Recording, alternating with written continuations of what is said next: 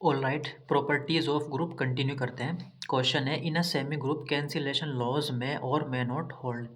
जैसे आपने ग्रुप में देखा था कैंसिलेशन लॉ होल्ड करते थे। अगर G with binary operation dot group है तो वहाँ पे कैंसिलेशन लॉज होल्ड होते थे। बट सेमी ग्रुप में ज़रूरी नहीं है कैंसिलेशन लॉ होल्ड हो। तो इसके लिए आपको काउंटर एग्जाम्पल देने पड़ेंगे। For example, set of natural number under addition binary operation आपने लिया है A star B equals to A plus B. तो देखते हैं क्या लेफ्ट कैंसिलेशन लॉ होल्ड होता है कि नहीं। तो A star B equals to A star C आपने कंसिडर किया है। A star B means A plus B हो जाएगा, ए स्टार सी हो जाएगा ए प्लस सी। अब ए से ए कैंसिल आउट कर सकते हैं क्योंकि ए बी सी क्या है, नेचुरल नंबर है और ये यूजुअल एडिशन है। तो ए से A cancel out B equals to C. तो this imply B equals to C कर रहा है, तो that means left cancellation law यहाँ पे होल्ड हो रहा है। अब कंसीडर करते हैं A star B equals to C star B. तो ए स्टार बी कितना हो जाएगा, ए प्लस बी, ये हो जाएगा सी प्लस बी। बी से बी कैंसिल आउट क्योंकि A B C natural number है और ये यूजुअल एडिशन है। तो ए इक्वल्स टू सी, देखो राइट साइड से बी कैंसिल हुआ एक तरीके से, ए इक्वल्स टू सी मिल गया आपको। तो यहाँ पे राइट कैंसिलेशन लॉ क्या हो रहा है, होल्ड हो रहा है, क्योंकि this imply this. Left cancellation hold हो रहा था, लेफ्ट से ए कैंसिल होकर B equals to C imply कर रहा है, तो लेफ्ट कैंसिलेशन होल्ड कर रहा है। Set of natural number under addition एक सेमी ग्रुप फॉर्म करता है। तो यहाँ पे तो कैंसिलेशन लॉज होल्ड हो रहे हैं। But set of all matrices of 2 by 2 order with entries as integer under multiplication, matrix multiplication है ना। तो यहाँ पे हमारा इस बार सेट क्या है, 2 by 2 की सभी मैट्रिसेस जिनकी एंट्रीज क्या है, इंटीजर्स हैं। एंट्रीज मतलब ये जो एलिमेंट आते हैं ये इंटीजर से ले सकते हैं आप, है ना, रेशनल और रियल नंबर नहीं ले सकते। इसका मतलब ये होता है। तो ये एक सेट है, ये बाइनरी ऑपरेशन आपने डिफाइन किया है। अब देखो ये बाइनरी ऑपरेशन है, क्लोजर प्रॉपर्टी होल्ड होती है और मैट्रिसेस क्या होती है, एसोसिएटिविटी प्रॉपर्टी भी अंडर मल्टीप्लिकेशन होल्ड होती है। तो ये सेमी ग्रुप है। अब इस सेट के 3 मेंबर लेते हैं ए बी सी। जब आप A into B find out करोगे और A into C find out करोगे वो तो इक्वल आएंगे, A B equals to A C, but B not equals to C. That means left cancellation law does not hold. Left cancellation law क्या कहता है, A B equals to A C क्या imply करना चाहिए, B equals to C for all A B C belongs to capital G. ये होता है cancellation लो। ए into B का मतलब यहाँ पे इन दोनों के बीच बाइनरी ऑपरेशन है। ये लास्ट लेक्चर में मैं काफ़ी बार बता चुका हूँ, है ना। तो ये होना चाहिए for all A B C belongs to that set. आपने उस सेट के ए बी सी कोई मेंबर ले लिए, उसके लिए ये ट्रू नहीं हो रहा है। A B equals to A C तो है, but B not equals to से C, B not equals to C हो रहा है, राइट। तो यहाँ पे क्या हो रहा है, लेफ्ट कैंसिलेशन लॉ होल्ड नहीं हो रहा है। This does not implying this for A B C. तो इसका मतलब लेफ्ट कैंसिलेशन लॉ होल्ड नहीं है, तो इसका मतलब कैंसिलेशन लॉज होल्ड नहीं हो रहे हैं। तो ये आपने काउंटर एग्जांपल्स दिए हैं जहाँ पे इस सेमी ग्रुप में कैंसिलेशन लॉज होल्ड हो रहे थे, इस सेमी ग्रुप में कैंसिलेशन लॉ होल्ड नहीं हो रहे हैं। तो सेमी ग्रुप में कैंसिलेशन लॉज मे और may not hold. In a semi group even if cancellation laws hold this semi group not necessarily a group.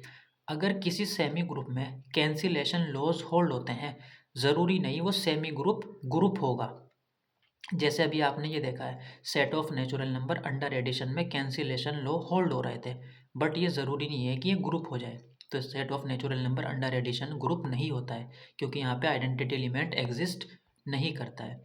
अब देखते हैं यूनिकनेस ऑफ आइडेंटिटी। अगर किसी ग्रुप की आइडेंटिटी ई है, डेफिनेशन क्या होती है, A E equals to E A equals to A for all A belongs to capital G. ये डेफिनेशन है ना, ई बिलोंग्स टू जी। अगर एक ई ऐसा एलिमेंट एग्जिस्ट कर जाए जो इस प्रॉपर्टी को होल्ड करता हो तो आप कहते हो E is the identity element of G. तो अब आपको ये प्रूफ करना है, अगर किसी ग्रुप के पास आइडेंटिटी एलिमेंट जो होती है वो यूनिक होती है, यानी कि एक ही एलिमेंट एग्जिस्ट करेगा जी में जो इस कंडीशन को होल्ड करता है, इस प्रॉपर्टी को होल्ड करेगा। आइडेंटिटी क्या होती है, यूनिक होती है। अगर कोई ऐसा एलिमेंट एग्जिस्ट करता है जो इस कंडीशन को होल्ड करता है तो वो एक ही एलिमेंट एग्जिस्ट कर सकता है, कोई और एलिमेंट एग्जिस्ट नहीं करेगा। ऐसा नहीं होगा कि E1 भी इस कंडीशन को होल्ड करता हो और E2 भी, दूसरा एलिमेंट भी कोई डिफरेंट नहीं, एक ही एग्जिस्ट करेगा। यूनिक होगी। आइडेंटिटी एलिमेंट क्या होता है? यूनिक। ये आपको प्रूफ करना है, ठीक है। ऑल राइट, तो यूनिक कैसे प्रूव करोगे आप? E1 और E2 दो आइडेंटिटीज कंसीडर कर लेंगे, डिफरेंट है ना, और आप ये शो कर देंगे कि ये डिफरेंट नहीं है, दोनों इक्वल हैं। E1 इक्वल्स टू E2 आपको शो करना पड़ेगा, right. Let G with binary operation dot be a group if possible E1 and E2 are two identities in G, ठीक है। E1 भी आइडेंटिटी एलिमेंट कंसीडर कर लिया आपने और E2 भी, दो डिफरेंट कर लिए हैं। अब आपको शो करना होगा कि E1 इक्वल्स टू E2 है, तभी तो यूनिकनेस प्रूफ होगी। दैट मीन्स E1 और E2 अलग नहीं है, एक ही है। ऑल राइट, इसी तरह हम यूनिकनेस प्रूफ करेंगे। ऑल राइट, तो E1 E2 ऑब्वियसली G का ही मेंबर होंगी। अब पहले E1 को आइडेंटिटी की तरह ट्रीट करते हैं। E2 कोई G का एलिमेंट है, ठीक है। अगर E1 आइडेंटिटी है तो E1 को E2 के साथ आप राइट से ऑपरेट करो, या फिर E1 को E2 के साथ लेफ्ट से ऑपरेट करो, E2 ही आएगा, क्योंकि यहाँ पर E1 क्या है? आइडेंटिटी है। आइडेंटिटी की डेफिनेशन यही तो होती है A E equals to E A equals to A ही मिलता है आपको, है ना, for all A belongs to G. अब यहाँ आपने ए की जगह लिया है E2 एलिमेंट और आइडेंटिटी की जगह है E1, ठीक है। तो E2 E1 E1 E2 equals to E2 ही तो मिलेगा आपको, वही एलिमेंट मिल जाएगा। E1 तो आइडेंटिटी है यहाँ पे। ऑल राइट, तो आपने इनमें कन्फ्यूजन नहीं होना है, कंफ्यूज नहीं होना है बिल्कुल भी। E1 E2 E2 E1 क्या हो रहा है ये, ठीक है। E1 यहाँ पे आपने पहले आइडेंटिटी कंसिडर की है, अब आपने E2 को भी आइडेंटिटी माना था, अब E2 को आइडेंटिटी की तरह ट्रीट करेंगे। E1 G का कोई एलिमेंट है इस बार, ठीक है। तो अगर E2 आइडेंटिटी है तो E2 को E1 के साथ राइट से ऑपरेट करें, या फिर E2 को आइडेंटिटी को लेफ्ट से ऑपरेट करें E1 के साथ, तो E1 ही तो आएगी, वही एलिमेंट आता है, क्योंकि E2 तो आइडेंटिटी है यहाँ पर, ठीक है। ऑल राइट, तो यहाँ पे आपने दोनों जगह, यहाँ पे E1 आइडेंटिटी की तरह ट्रीट किया था आपने, यहाँ पे E2 को आइडेंटिटी की तरह ट्रीट किया है। तो ये दो इक्वेशन मिली आपको, इक्वेशन 1 एंड इक्वेशन 2। अब देखो E1 E2 की वैल्यू E2 भी मिल रही है आपको, E1 इंटू E2 की वैल्यू E1 भी मिल रही है, तो ये आपस में भी क्या होनी चाहिए? इक्वल होनी चाहिए। That means E1 equals to E2, identity is unique. आपने E1 और E2 दो डिफरेंट आइडेंटिटीज कंसिडर की थी, बट आपने ये शो कर दिया E1 इक्वल्स टू E2 है, दैट मीन्स ये डिफरेंट नहीं है, एक ही है। तो आइडेंटिटी क्या हुई? यूनिक हुई ना, ठीक है ना। ऑल राइट, इसी तरह है तो यूनिकनेस ऑफ इनवर्स। अगर ए कोई G का मेंबर है तो बी की जगह ए इनवर्स ही लिख देते हैं। A inverse equals to A inverse A equals to identity होता है ना। तो ये आपको प्रूव करना है किसी एलिमेंट का इनवर्स जो होगा वो भी यूनिक होगा। दैट मीन्स एक ही एलिमेंट मिलेगा जो इस कंडीशन को सेटिस्फाई करता हो हर एक एलिमेंट के लिए। ऐसा नहीं होगा कि A1 equals to A1 A equals to identity मिले ये भी आपको, और A2 इक्वस टू A2 ए भी आइडेंटिटी ही मिल जाए आपको। A1 और A2 आपको दो डिफरेंट नहीं मिल सकते हैं जो इन कंडीशन को, इनवर्स की प्रॉपर्टी को होल्ड करते हो। हर एक एलिमेंट के लिए एक ही ऐसा एलिमेंट मिलेगा A इनवर्स, एक ही एलिमेंट होगा जो ये कंडीशन होल्ड करेगा। A1 और A2 दो ऐसे एलिमेंट नहीं मिलेंगे आपको ग्रुप में जो दोनों ही डिफरेंट होंगे। A1 A2 can not be different, ठीक है। तो यहाँ पर भी आपको क्या शो करना है? हर एक एलिमेंट का इनवर्स क्या होता है? यूनिक होता है। Uniqueness of inverse element, inverse of each element of A group is unique, ठीक है। तो कंसीडर कर लेते हैं जी कोई ग्रुप है, आइडेंटिटी एलिमेंट ई कंसीडर कर लेते हैं।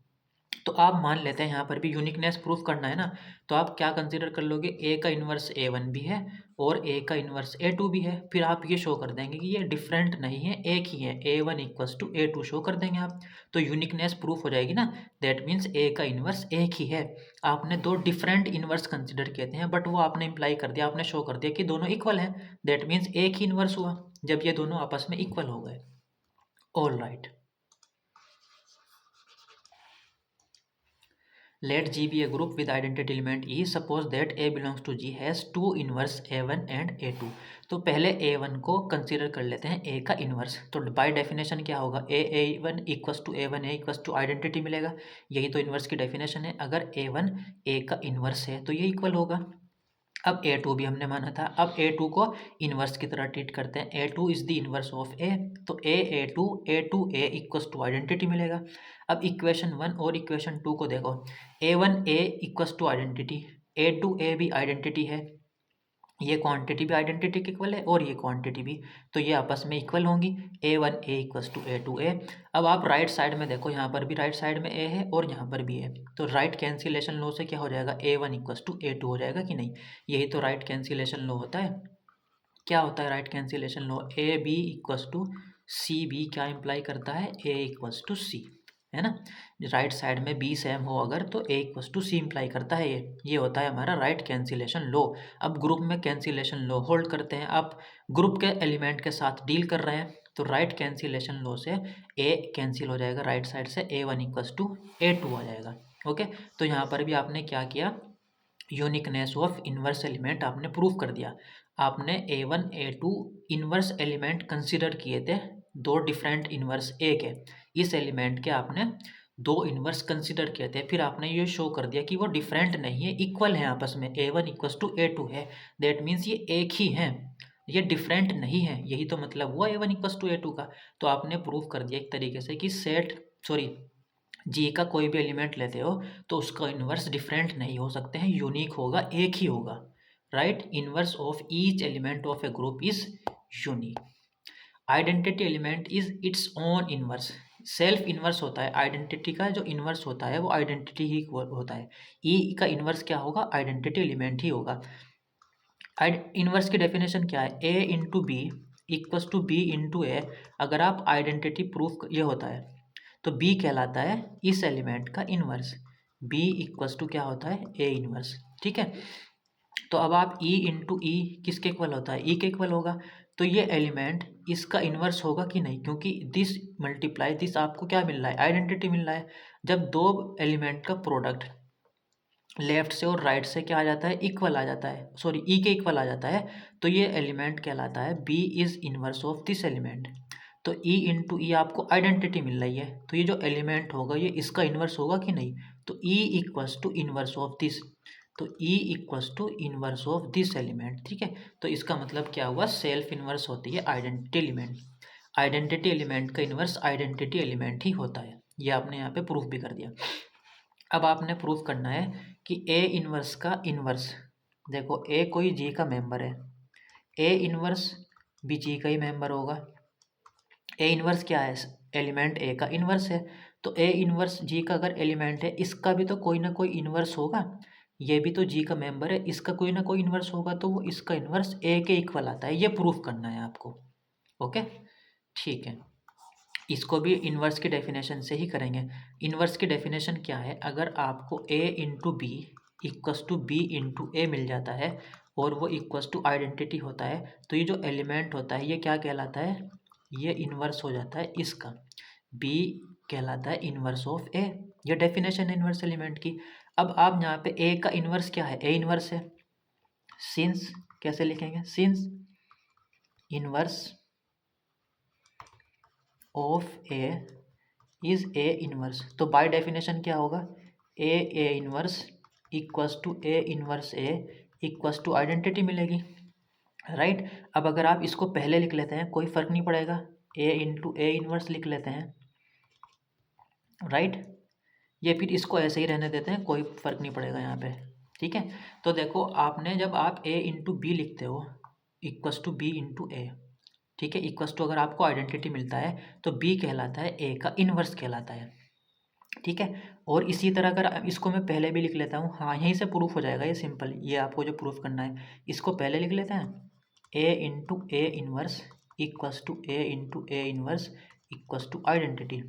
अब देखो ये इस एलिमेंट और इस एलिमेंट का प्रोडक्ट, चाहे आप राइट से ऑपरेट करो लेफ्ट से आइडेंटिटी मिल रहा है, तो ये जो एलिमेंट होगा ये ए इंटू बी की तरह आप इसको देखो, A into B equals to, sorry यहाँ पे ए इन्वर्स ए आएगा, ये है ना यहाँ पे, हाँ ए इन्वर्स ए लिखते हैं पहले, एक सेकेंड, यहाँ पे क्या आएगा, ए इन्वर्स ए इसको लिखा आपने पहले, फिर A into A inverse equals to identity.